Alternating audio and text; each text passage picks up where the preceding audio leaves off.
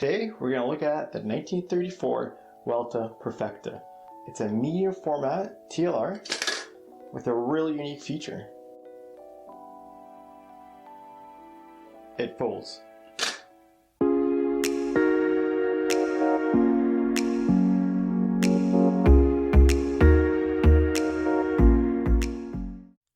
Here is my 1934 Welta Perfekta, and Perfekta translates to the perfect thing in German.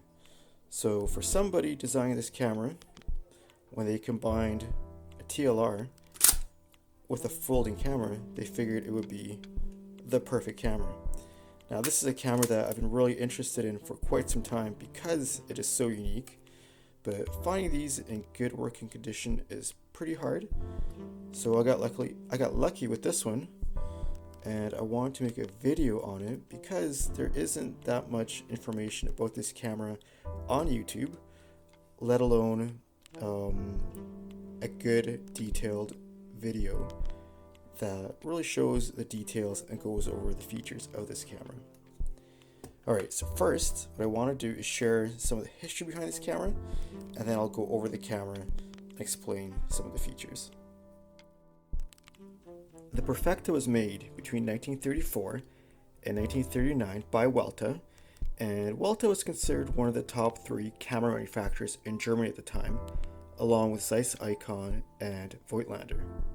Now I wasn't able to find the exact manufacturing numbers on this model, and the only piece of pricing information I could find is this old Italian advertisement, which has this camera priced at 680 lira with the trio plan lens and 880 lira with the Tessar or Xenar lenses. Now when you adjust that for, first when you convert the currency over to US dollars using the exchange rate of the period, and then you adjust that for inflation, you get a price of approximately $1,000. And if you compare that to a Rolleiflex at the time cost roughly $2,000 when adjusted for inflation. So it was roughly half the price of a Rolleiflex, although I am not sure how accurate that is, because these were considered to be very expensive, both to produce and to sell, which is one of the reasons why they never took off. So if you have any information in regards to pricing, please share it in the comments. To better understand the design philosophy behind the Welta Perfekta, you have to look at other cameras of the period. For example, in 1929, the Rolleiflex was released, creating an entirely new market segment for twin lens reflex cameras. And also in the 30s, a lot of manufacturers were improving on their folding camera designs, and they started to implement rangefinders. So they would add built-in rangefinders, which were often coupled, like on this 1935 Super Ikonta, meaning that as you would focus the lens, the rangefinder would also move, showing you what is in focus. So you had this period of camera innovation, and I think Welta also tried to innovate by combining what they felt was the best features of a TLR and those of a folder, mainly the fact that it was more portable. They also actually produced another camera called the Welta Perfekta in 1935, and that was a 6x9 folding TLR with a rotating back, which could take pictures in portrait orientation or landscape orientation. Now it's hard to say if this design would have ever gained more popularity because in 1939 they stopped making it due to World War II. But that's kind of the background behind this design and why it was made the way it was made. Let's go over some of the features of the Welta Perfekta, and the biggest one being the fact that it collapses. And you can see here that the bottom collapses fairly thin, but the top, because of the ground glass, remains fairly wide. But is it thinner than a Rolleiflex? Well, I have a Rolleiflex Automat, which is a post-war model, and you can compare. Now, this Rolleiflex is essentially the same as the pre-war model with only minor differences. So from the front, you can see that the Welta Perfekta is taller, mainly because the film travels in a vertical path. But if you look at the cameras from the side, there's the reflex. You can see that it is thinner considerably. The bottom especially, and even the top, the way it collapses. When you compare the top of the Welta to the Rolleiflex, you'll see that it is thinner, noticeably thinner, and more pocketable. Now, it's not nearly as pocketable as the Zeiss Icon Super Ikonta, because this one collapses completely, as you can see here. But it is a fair compromise in terms of preserving the functionality of a TLR, namely the ground glass focusing, and gaining the benefits of a folding camera by having it collapse. Alright, so let's start from the front of the camera and go over some of these features. So from the front, you'll see you have two lenses, which is typical to any TLR. The lenses on this model are the Trioplan lenses, which are 3-element uncoated lenses. This camera was also available with either a Xenar or a Tessar lens, and those are 4-element lenses, also uncoated. And those ones, when I was looking at pricing, that ad that I showed you, made the camera 20% more expensive. So they're a much higher end lens. However, the Trioplan lens is an f3.5 75mm lens, and the Xenar and Tessars are f3.8 75mm lenses, so a little bit slower.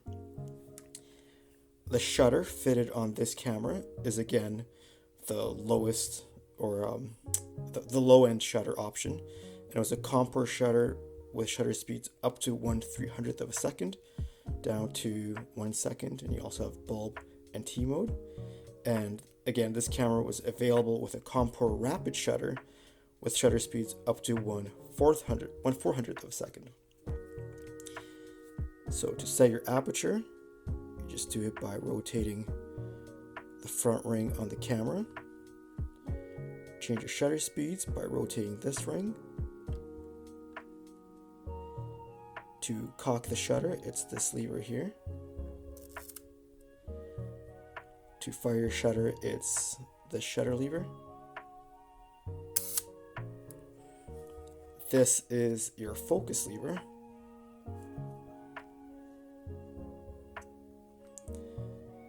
These two buttons on the side are for collapsing the lens board. So you would release it by pressing this button, and you'd collapse it by pressing these two buttons simultaneously. And I think this is a really smart design because it forces you to put equal pressure on both sides of the mechanism, which helps keep the lens board parallel and prevent it from getting warped out of place. I'll also I will also show you the mirror box. So here you can see the mirror box, and you see that it's open. And the little issue you might have there is on a sunny day, you'll get stray light, which will hit your mirror and your ground glass, resulting in what looks like flare in your image and a reduction in contrast. So on a bright sunny day, it is harder to focus than a Rolleiflex, because on a Rolleiflex, the mirror box is completely sealed. And I'll show you how this mirror mechanism folds up. So as the lens board is pushed towards the body, this mirror is pressed up and folds up against the lens. So press down here. Actually, before I collapse this camera, I just want to show you. So this is the focus lever, and up top is a focus scale. Alright, so let's collapse the lens board. Let's move this out of the way. So you press down. Oops, it locked back in. There you go. Alright, so pressing it. So you can see how it's swung up and was pressed up against the viewing lens. Alright, so here you have your film advance. On the other side, you have your film counter. Now, this film counter counts your 6x6 frame lines, and it's not automatic, so it won't stop on each frame. You have to watch the counter and stop winding as you get to each frame. On the back here is a red window, and what you would do is you want to line up the number 1 on the 6x9 markings of the 120 film, and once you got to number 1 here, you would switch this to E, which is German ein, which means on. So you turn on your frame counter, and then it would be engaged and start counting your frames. To pop open your viewing hood, move the slider to the left. You know what, let's open this up. And actually on the front here, you have a little foot should you want to stand your camera up. Alright, so here you have a little knob which releases your magnifier. And it's just basic ground glass for focusing, no kinds of focusing aids like you'd find on later Rolleiflexes. Alright, fold this down. And the last thing I can show you is the film chamber. First of all, let me fold this down. The one thing you have to remember is to put this foot down all the way in. Otherwise, it'll catch and not let you collapse the lens board. Alright, so to pop the film chamber open, just slide this to the left, and this will open up with the film counter. And that's what it looks like. So here you have your film counter mechanism. It's not focusing. Oh, there you go. And the way it works is it just, as the film slides across it, it rolls, engages these gears, and counts your frames.